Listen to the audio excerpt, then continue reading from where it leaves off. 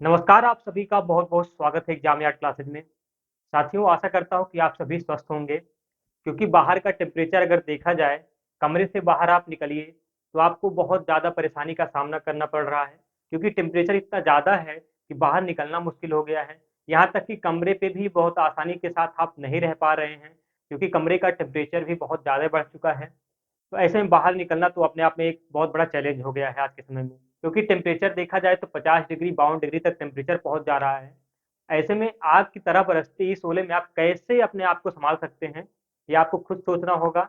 आज pollution level जो इतना ज़्यादा बढ़ रहा है, ग्लोबल वार्मिंग जो इतना ज़्यादा स्तर पे बढ़ता चला जा रहा है, इसकी जो ज़्यादा ज़िम्मेदारी है, ख़ास करके हम सरकार के ऊपर सारी ज़िम्मेदारियों को नहीं थोप सकते हैं। सरकार से ज़्यादा ज़िम्मेदारी हमें खुद पे लेनी होगी। जीवाश्म ईंधन का इतना जलना और साथ में कार गाड़ियों का इतना ज़्यादा प्रयूज़ होना और साथ में अगर देखा जाए तो पेड़ों की बराबर कटाई, शहरीकरण ये सब चीज़ें आज समाज को जो है एक तरीके से कहा जाए तो बहुत ज़्यादा गर्त में ढकेल रही हैं। क्योंकि पेड़ों की कटाई लोग ज़्यादा करते चले जा रहे हैं और लगाने के नाम पर एक व्यक्ति भी पेड़ को लगाने के लिए नहीं सोचता है। ऐसे में आप सभी को आगे आना होगा इन सब चीज़ों से। खैर आज की क्लास में हम लोग जो पढ़ने चल रहे हैं वो पॉलिटी की क्लास है। पॉलिटी की क्लास में 2 क्लास आप लोगों को मिल चुका है शुरुआत के।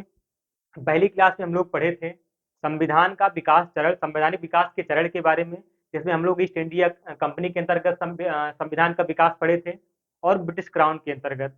और दूसरी क्लास में हम लोग पढ़े थे कि कैसे मतलब क्रिप्स मिशन आया, उसके बाद फिर शिमला सम्मेलन हुआ, बेबेल योजना आई और कैबिनेट मिशन आई, अंतरिम सरकार का गठन हुआ, माउंटबेटन योजना आया, फिर भारत का स्वतंत्रता अधिनियम कैसे पारित हुआ, ये सब चीज़ों के बारे में हम लोग पिछली क्लासेज में पढ़ चुके थे। तो आज की जो क्लास है वो हम लोग संविधान सभा की कार्यप्रणाली के बारे में पढ़ेंगे, क्योंकि कैबिनेट मिशन आप सभी को पता है कि कैबिनेट मिशन जब आया था 22 जनवरी 1946 को। आइए हम लोग शुरुआत से पढ़ते चलते हैं। कैबिनेट मिशन आप सभी को पता है, पिछली क्लास में मैंने एक बात बताई थी।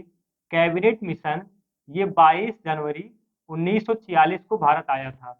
22 जनवरी 1946 को कैबिनेट मिशन भारत आया था और इसकी कुछ संस्तुतियां थी। और इसकी संस्तुतियाँ ये थी कि भारत के लिए एक अखिल मतलब भारत को एक अखिल राज्य का अखिल संघ का दर्जा दिया जाएगा। जितने भी ब्रिटिश भारत हैं, ब्रिटिश भारत के जितने भी राज्य हैं और देशी रियासतों को मिलाकर के एक अखिल भारत संघ का निर्माण किया जाएगा। और उस संघ की जो नया संघ बनेगा, उस संघ की अपनी कार्यपालिका और विधायिका होगी। खुद की अपनी कार्यपालिका और विधान पालिका होगी। और साथ में उस संघ के लिए एक संविधान सभा का निर्माण किया जाएगा अप्रत्यक्ष चुनाव प्रणाली के आधार पर। तो इस कैबिनेट मिशन की संस्तुतियों के आधार पर ही भारतीय संविधान सभा का निर्माण करने वाली संविधान सभा का गठन जुलाई 1946 में हुआ। संविधान सभा का गठन कब हुआ था? संविधान सभा का गठन संविधान सभा का गठन ये किसकी संस्तुतियों के आधार पर हुआ था? तो कैबिनेट मिशन की संस्तुतियों के आधार पर हुआ था। कब हुआ था? जुलाई 1946 में। जुलाई 1946 में संविधान सभा का गठन कैबिनेट मिशन की संस्तुतियों के आधार पर किया गया और साथ में इसमें सदस्यों की संख्या यानी संविधान के सदस्यों की कुल संख्या निश्चित की गई थी। जो कितनी थी? संविधान सभा की सदस्यों की कुल संख्या कितनी थी? कुल संख्या 389 निश्चित की गई थी। कुल संख्या 389 निश्चित की गई थी। यहाँ से जो चीजें आप लोग पढ़ेंगे वो छोटे मोटे एग्जाम्स को लेकर के साथ ही पीसीएस लेवल तक के एग्जाम को, जो वनडे लेवल के एग्जाम्स होते हैं प्रीलिम्स एग्जाम तक, सारे क्वेश्चन यहाँ से पूछे जाते हैं। उन्हीं के आधार पर मैं यहाँ से क्लासेज आप लोगों को दे रहा हूँ। यानी छोटे मोटे जो भी क्वेश्चन आपके यहाँ से फंसते हैं वो हर एग्जाम में जो आने वाले हैं यहाँ से आपको फंस जाएंगे। तो धीरे धीरे हम लोग क्लासेज ले चलेंगे, बहुत ज्यादा जल्दीबाजी करने की जरूरत नहीं है। आप जितनी क्लासेज यहाँ से जा रही है बराबर देखते रहिए। आपको यहाँ से इसके अलावा कहीं से और से पढ़ने की जरूरत नहीं पड़ेगी। सारे मैटर्स आपको इस चैनल के माध्यम से जो प्लेलिस्ट पे पॉलिटी की प्लेलिस्ट है उसमें आपको मिल जाएंगे। तो जब इसका संविधान सभा का गठन जुलाई 1946 में किया गया था, इसमें कुल संख्या सदस्यों की कुल संख्या 389 निश्चित की गई थी। इसके बाद अगर बात की जाए तो संविधान सभा के लिए चुनाव कब हुए थे? जुलाई अगस्त 1946 में। जुलाई और अगस्त 1946 में जुलाई अगस्त 1946 में जुलाई अगस्त 1946 में इस संविधान सभा के गठन के लिए एक क्या हुआ था?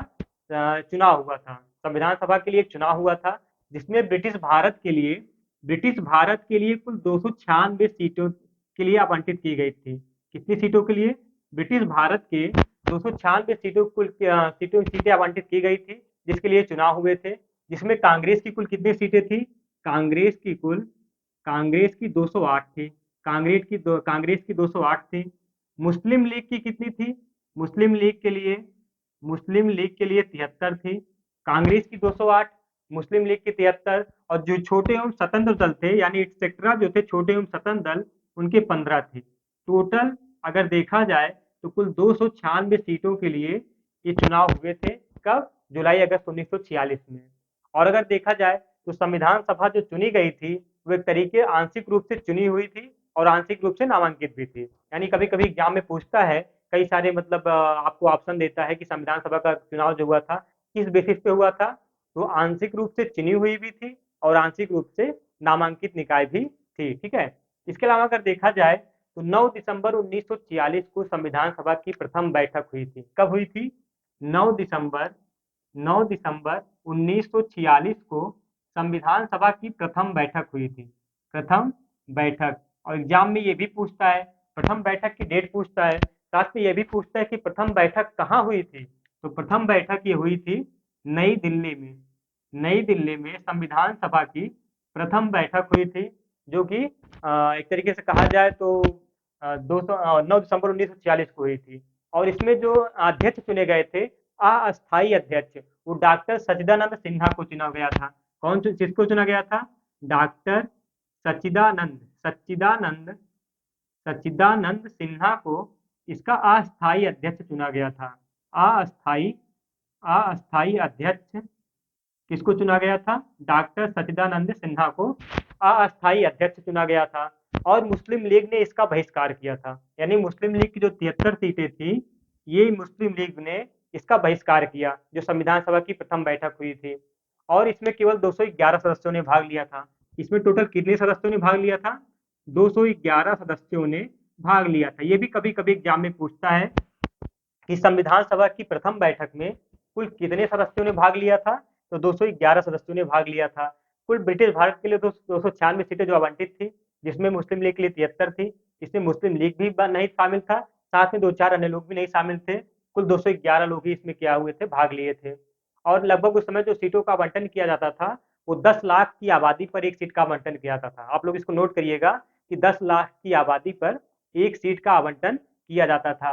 और इसमें 211 सदस्यों में से कुल महिलाओं की संख्या कितनी थी? तो महिला सदस्यों की संख्या जो थी वो 12 थी। महिला सदस्यों की संख्या 12 थी। इस नंबर को भी आप लोग नोट करिएगा, ये भी इंपॉर्टेंट है अपने आप में।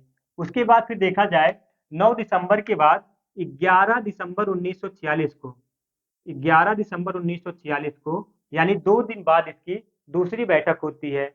और इसके 11 दिसंबर 1946 को डॉक्टर सच्चिदानंद सिन्हा के स्थान पर डॉक्टर राजेंद्र प्रसाद को डॉक्टर राजेंद्र प्रसाद को इसका अस्थाई अध्यक्ष नियुक्त किया गया।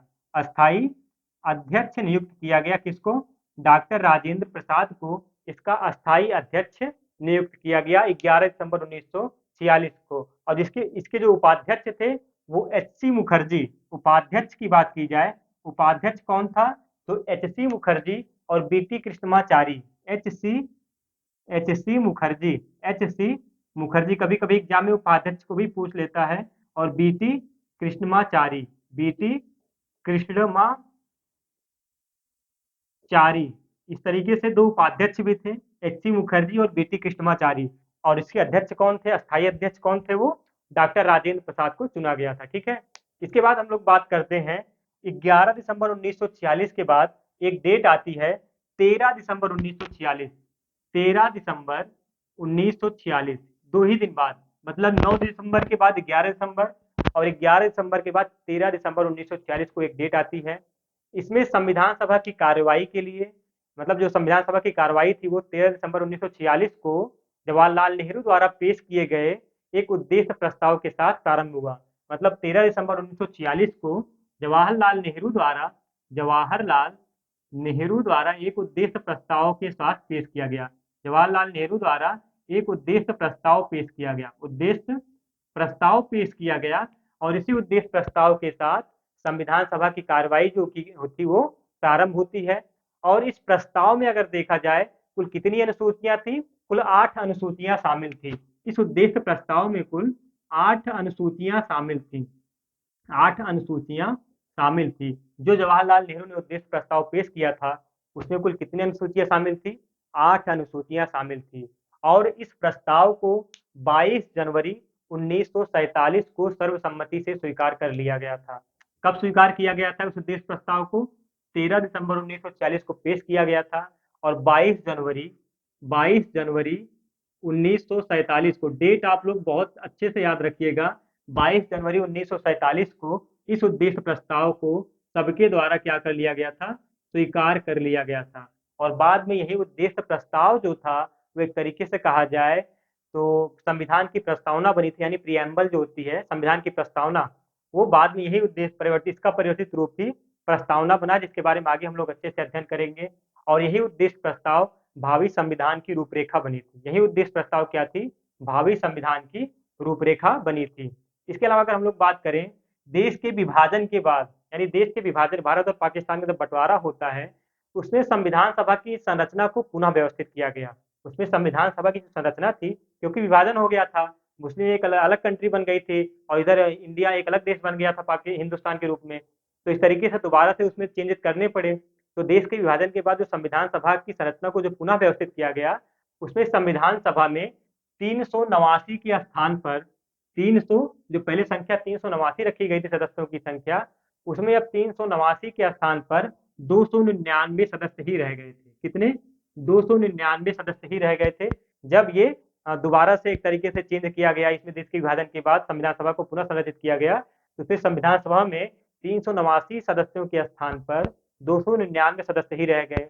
यानी इसमें 229 सदस्य जो थे वो प्रांतों से थे। 229 सदस्य कहाँ से थे? प्रांतों से थे। और इसके अलावा अगर बात की जाए, 70 सदस्य इसमें देशी रियासतों से थे। यानी 229 प्रांतों से और 70 देशी रियासतों से शामिल थे। अब इसके आगे हम लोग पढ़ते हैं, पहले इसको एड कर देते हैं, फिर इसके आगे की क्लास हम लोग देखते हैं। समितियों के बारे में हम लोग देखते हैं आगे अब, कि समितियां क्या थी। इसके आगे हम लोग देखते हैं समितियों के बारे में, यानी संविधान सभा के लिए समितियां बनाई गई थी, समितियों के अध्यक्ष कौन कौन थे उसके बारे में हम लोग थोड़ा सा यहाँ से देखते हैं। समितियां यहाँ पे हेडिंग डालते हैं, यहाँ से आप लोग चीजें अपना नोट करते हुए चलिए, जो चीजें लगे कि आपको यहाँ से इंपॉर्टेंट लग रही है। हालांकि यहाँ से सारी चीजें इंपॉर्टेंट ही है, एक भी चीज आपको इधर उधर की नहीं बताई जा रही है, सारे के सारे फैक्ट एग्जाम बेस पे हैं। तो समितियों के बारे में अगर बात करें, तो एक नाम आप लोग सुने होंगे, B N Rao, Benegal Narasimha Rao. B N Rao, B N Rao, इनको संविधान सभा का संवैधानिक सलाहकार बनाया गया था। ये क्या थे? संविधान सभा के संवैधानिक सलाहकार इनको नियुक्त किया गया था। संवैधानिक सलाहकार, क्योंकि ये वहां के अगर देखा जाए, बी एन राव ये उस सदस्यों, सारे सदस्यों में से, संविधान सभा के सभी सदस्यों में से सबसे बुजुर्ग थे बी एन राव, और इनको संवैधानिक सलाहकार नियुक्त किया गया था। ठीक है। और इन्हीं के द्वारा ही संविधान सभा का पहला प्रारूप तैयार किया गया था। और इस प्रारूप में कुल कितने अनुच्छेद थे? 243 अनुच्छेद थे। जो इन्होंने सबसे पहले प्रारूप तैयार किया था, उसमें कुल 243 अनुच्छेद थे, जबकि 13 अनुसूचियां थी। जो इन्होंने प्रारूप तैयार किया था, उसमें 243 अनुच्छेद और 13 अनुसूचियां शामिल थी। ठीक है, जो इन्होंने, बी एन राव ने पहला प्रारूप तैयार किया था। और इसके अलावा अगर बात की जाए समितियों के बारे में, तो समितियों में कुछ लोग जैसे पंडित जवाहरलाल नेहरू थे, सरदार वल्लभ भाई पटेल थे, डॉक्टर राजेंद्र प्रसाद थे, डॉक्टर भीमराव अम्बेडकर थे। इन लोगों के पास कुछ खास खास समितियां थी, क्योंकि ये लोग बड़े माहिर थे उस समय, संविधान सभा के विशेषज्ञ के रूप में जाने जाते थे। तो आइए एक एक लोग को हम लोग पढ़ते हैं। सबसे पहले देखते हैं पंडित जवाहरलाल नेहरू के बारे में, कि इनके पास कौन कौन सी समितियां थी। पंडित जवाहरलाल नेहरू के पास कौन कौन सी समितियां थी? सबसे पहली बात देखा जाए तो इनके पास संघ समिति थी। संघ समिति, संघ संघ समिति, ये किसके पास थी? पंडित जवाहरलाल नेहरू के पास थी संघ समिति। संघ समिति किसके पास थी? पंडित जवाहरलाल नेहरू के पास थी संघ समिति। इसके अलावा अगर बात की जाए संघ समिति के अलावा, तो संघीय संविधान समिति, एक होता है संघीय संविधान समिति। संघीय संविधान समिति, संघीय संविधान समिति, ये भी इन्हीं के पास थी। संघ समिति, संघीय संविधान समिति, और एक राज्यों के लिए समिति। राज्यों के लिए समिति, राज्यों के लिए समिति। अगर कोई समिति राज्यों के लिए बनती थी, तो उसके भी अध्यक्ष कौन थे? जवाहरलाल नेहरू ही थे। राज्यों के लिए समिति के अध्यक्ष, ये तीनों के अध्यक्ष कौन थे? पंडित जवाहरलाल नेहरू थे। कई बार एग्जाम में क्वेश्चन पूछा गया है। इसके अलावा अगर हम लोग बात देखते हैं सरदार वल्लभ भाई पटेल का, सरदार वल्लभ भाई पटेल, इनके पास भी बहुत सारे अच्छे अच्छे जो है समितियां थी।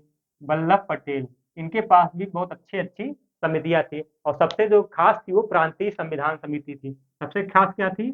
प्रांतीय संविधान समिति के अध्यक्ष कौन थे? प्रांतीय संविधान समिति के अध्यक्ष सरदार वल्लभ भाई पटेल थे। इसके अलावा मौलिक अधिकारों एवं अल्पसंख्यक परामर्श समिति के अध्यक्ष भी ये थे। मौलिक अधिकार, मौलिक अधिकार एवं अल्पसंख्यक, मौलिक अधिकार एवं अल्पसंख्यक परामर्श समिति, परामर्श समिति के अध्यक्ष कौन थे? वल्लभ भाई पटेल थे। प्रांतीय संविधान समिति, मौलिक अधिकार एवं अल्पसंख्यक परामर्श समिति के अध्यक्ष कौन थे? सरदार वल्लभ भाई पटेल थे। इसके अलावा अगर बात की जाए डॉक्टर राजेंद्र प्रसाद, डॉक्टर राजेंद्र प्रसाद, क्योंकि यहाँ से हम इंपॉर्टेंट ही बताएंगे जो आपके एग्जाम में आता है, जहाँ से आपके एग्जाम में क्वेश्चन फंसते हैं। ये सबसे मोस्ट इंपॉर्टेंट है प्रक्रिया नियम समिति। प्रक्रिया नियम समिति के अध्यक्ष कौन थे? प्रक्रिया नियम समिति के अध्यक्ष डॉक्टर राजेंद्र प्रसाद थे।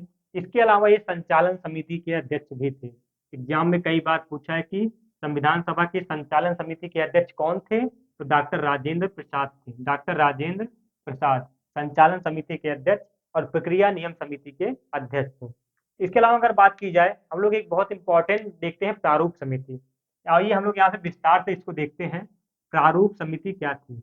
प्रारूप समिति क्या थी? प्रारूप समिति, इसके बारे में अच्छे से अध्ययन करते हैं, क्योंकि प्रारूप समिति से बहुत ज्यादा बार एग्जाम में क्वेश्चन पूछा जाता है। 29 अगस्त, इसका गठन कब किया गया था? 29 अगस्त 1947 को। कभी कभी डायरेक्ट डेट ही पूछ लेता है कि प्रारूप समिति का गठन कब किया गया था। 29 अगस्त 1947 को प्रारूप समिति का गठन किया गया था। और जो इसके अध्यक्ष थे, इसमें अध्यक्ष सहित 7 सदस्य थे, टोटल 7 सदस्य थे, जिसमें इसके अध्यक्ष कौन थे? पहले अध्यक्ष कौन थे? डॉक्टर भीमराव अंबेडकर। डॉक्टर भीमराव अंबेडकर इसके अध्यक्ष थे। कौन थे? इसके अध्यक्ष कौन थे? डॉक्टर भीमराव अंबेडकर। इनके अलावा इसमें 6 सदस्य और थे। इनके अलावा 6 सदस्य और थे। अब वो 6 सदस्य कौन कौन थे, एक एक को लोग हम लोग करके जानते हैं। पहले थे के.एम. मुंशी। के.एम. मुंशी, कभी कभी ये 6 सदस्यों के बारे में डायरेक्टली पूछ लेता है, या ऑप्शन के रूप में 3 लोगों को देगा, एक लोग को दूसरे किसी और बाहर कर दे देगा, और पूछेगा कि इन प्रारूप समिति में कौन शामिल नहीं थे। तो इसलिए 6 के नाम आप लोगों को जानना बहुत जरूरी है। दूसरे ये हो गए। के.एम. मुंशी के बाद जो तीसरे आते हैं, मोहम्मद सादुल्लाह आते हैं। मोहम्मद सादुल्लाह, मोहम्मद सादुल्लाह, ये दूसरे आते हैं। इसमें जो के.एम. मुंशी थे, इनका जो निर्वाचन हुआ था वो बंबई से हुआ था। के.एम. मुंशी का निर्वाचन कहाँ से हुआ था? बंबई से हुआ था। जबकि मोहम्मद सादुल्लाह का निर्वाचन जो हुआ था वो असम से हुआ था। इसके अलावा डी.पी. खेतान थे। तीसरे कौन थे? चौथे कौन थे? डी.पी. खेतान। डी.पी. खेतान, नाम आपको याद रखना बहुत जरूरी है। डी.पी. खेतान, डी.पी. खेतान एकमात्र ऐसे थे जो निर्दलीय लड़े थे, जो निर्दलीय लड़े थे। तो आप लोग इस चीज को नोट रखिएगा। निर्दलीय कौन था? वो डी.पी. खेतान थे। निर्दलीय कौन थे? डी.पी. खेतान थे। इसके अलावा अल्लादी कृष्णा स्वामी अय्यर 5वें नंबर पर आते हैं। अल्लादी कृष्णा स्वामी, कृष्णा स्वामी अय्यर, ये 5वें नंबर पर आते हैं। अल्लादी कृष्णा स्वामी अय्यर। और चौथे 5वें नंबर, 6ठे नंबर पर आते हैं एन गोपाला स्वामी अयंगर। एन गोपाला स्वामी अयंगर। एन गोपाला स्वामी, एन गोपाल स्वामी आयंगर। आयंगर, ये 6ठे नंबर पे आते हैं। ये दोनों कहाँ से थे? ये दोनों मद्रास से थे। कहाँ से निर्वाचित थे? मद्रास से। और जबकि 7वें नंबर पर आते हैं बी.एन. मित्तर। बी.एन. मित्तर, बी.एम. मित्तर, बी.एम. मित्तर, ये आते हैं 7वें नंबर पर। ये 7 सदस्य टोटल इसमें थे प्रारूप समिति में। अब इसमें अगर हम बात करें, इसमें 2 लोगों को बाद में हटा दिया गया था। पहले बी.एम. मित्तर को, बी.एम. मित्तर को इसमें से बाद में हटा दिया गया था। बी.एम. मित्तर, और इसके अलावा बी.एम. मित्तर के अलावा एक लोग को और हटाया गया था, वो डी.पी. खेतान थे। बी.एम. मित्तर और डी.पी. खेतान, इनके स्थान पर 2 नए नाम जुड़े।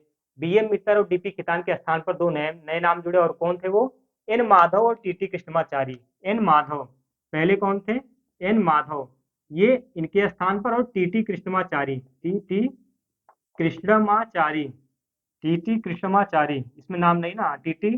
कृष्णमाचारी, चारी, ये दो नाम नए जुड़े थे। तो इस तरीके से ये दो नए नाम जो जुड़े हैं, इनके स्थान पर डीपी खेतान और बीएम मित्तर के स्थान पर ये दो नए नाम जुड़े थे और इनको जगह दी गई थी। ठीक है, तो इस तरीके से पूछता है कि दो लोग को कौन कौन, किसको किसको हटाया गया था। डीपी खेतान को हटाया गया था, बीएम मित्तर को हटाया गया था और इनके स्थान पर एन माधव और टीटी कृष्णमाचारी को सदस्य के रूप में शामिल किया गया था। अगर हम लोग बात करें यहाँ पे डॉक्टर भीमराव अम्बेडकर की, तो डॉक्टर भीमराव अम्बेडकर के बारे में काफी कुछ पूछा जाता है कि डॉक्टर भीमराव अम्बेडकर, इनको संज्ञा क्या दी जाती है।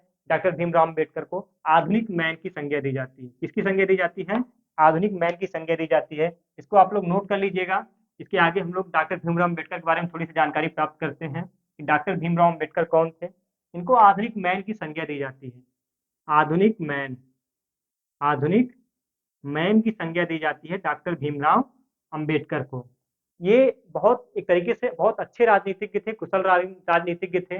संविधान सभा के जनक के रूप में जाने जाते हैं। ठीक है, संविधान सभा के पितामह के रूप में जाने जाते हैं, यानी भारत के संविधान के पिता के रूप में। आधुनिक मैन, संविधान के पिता के रूप में, भारत के संविधान के पिता के रूप में ये जाने जाते हैं। इसको डॉक्टर भीमराव अम्बेडकर को बोला जाता है, संविधान के पिता के रूप में जाने जाते हैं। इसके अलावा अगर बात की जाए, जो संविधान सभा में डॉक्टर भीमराव अम्बेडकर का निर्वाचन हुआ था, वो पहले पश्चिम बंगाल से हुआ था। पहले कहाँ से हुआ था? पश्चिम बंगाल से हुआ था। लेकिन विभाजन के बाद पश्चिम बंगाल से जहाँ से इनका निर्वाचन हुआ था, वह क्षेत्र पाकिस्तान में चला गया। पाकिस्तान यानी बांग्लादेश में चला गया। और इसके बाद वो क्षेत्र पाकिस्तान में जाने के कारण इनका जो दोबारा से निर्वाचन हुआ, वो कहाँ से हुआ? बम्बई से हुआ। इन्होंने पुनः, इनका पुनः निर्वाचन हुआ, वो बम्बई से इनका पुनः निर्वाचन हुआ। पुनः निर्वाचन कहाँ से हुआ? बम्बई से हुआ।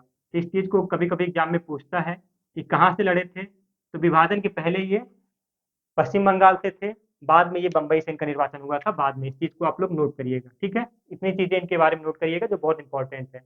और डॉक्टर भीमराव अम्बेडकर ने इस प्रारूप समिति के तहत एक जो प्रस्ताव था उसको पेश किया था। और द किस नाम से पेश किया था? The constitution, the constitution, the constitution, the constitution as settled by, as settled by the constitution as settled by the constitution as settled by the assembly be passed, the assembly be passed, be passed, इस नाम से the constitution as settled by the assembly be passed प्रस्ताव पेश किया। इन्होंने क्या किया था?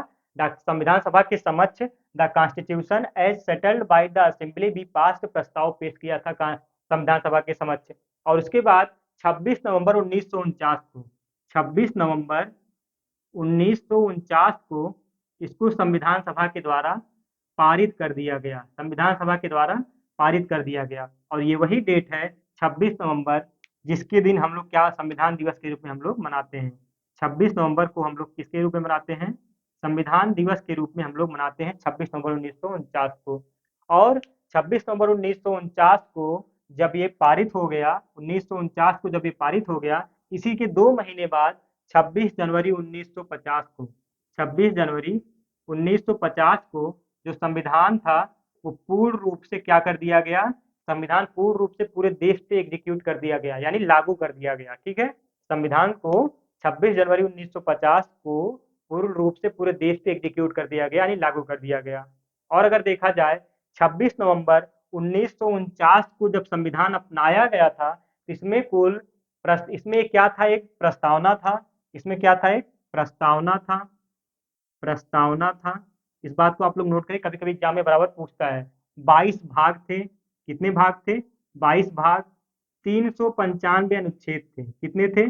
22 भाग, 395 अनुच्छेद और 8 अनुसूचियां थी। 8 अनुसूचियां थी। इस तरीके से आप लोग इसको ध्यान दीजिएगा। एक प्रस्तावना के साथ 22 भाग, 395 अनुच्छेद और 8 अनुसूचियां शामिल थी, जब 26 नवंबर 1949 को इसको पारित कर दिया गया था संविधान सभा के द्वारा। और संविधान के निर्माण में अगर बात की जाए, संविधान के निर्माण में संविधान सभा को कुल 2 वर्ष 11 माह और 18 दिन का समय लगा था। 2 वर्ष 11 माह और 18 दिन लगे थे। इस बात को तो आप लोग जानते ही होंगे, कई बार पढ़ चुके होंगे कि संविधान सभा को बनाने में कुल कितना समय लगा। तो 2 वर्ष 11 माह और 18 दिन का समय संविधान को बनाने में, एक तरीके से संविधान सभा को बनाने में लगा था, संविधान निर्माण में। और अगर देखा जाए संविधान निर्माताओं ने कुल 60 देशों के संविधानों का अवलोकन किया था। कितने देशों के? 60 देशों के संविधानों का अवलोकन किया, तब जाके इस प्रारूप पर 114 दिन तक विचार विमर्श हुआ। 114 दिनों तक लगातार विचार विमर्श हुआ, उसके बाद संविधान का गठन मतलब संविधान को पास किया गया। ठीक है।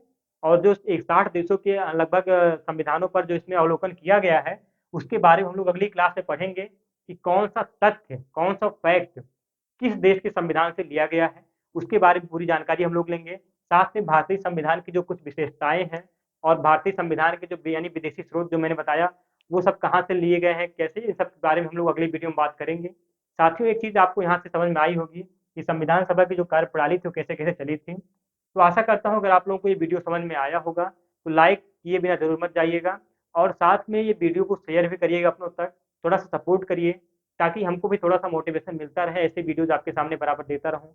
और पॉलिटी की क्लासेज एक एक करके यहाँ से सारी की सारी क्लासेस खत्म कर दी जाएंगी। अब यहाँ से आपको रेगुलर बेस पे क्लासेस मिलेंगी, बस आप लोग का थोड़ा सा सहयोग चाहिए, थोड़ा सा साथ चाहिए। बहुत बहुत धन्यवाद।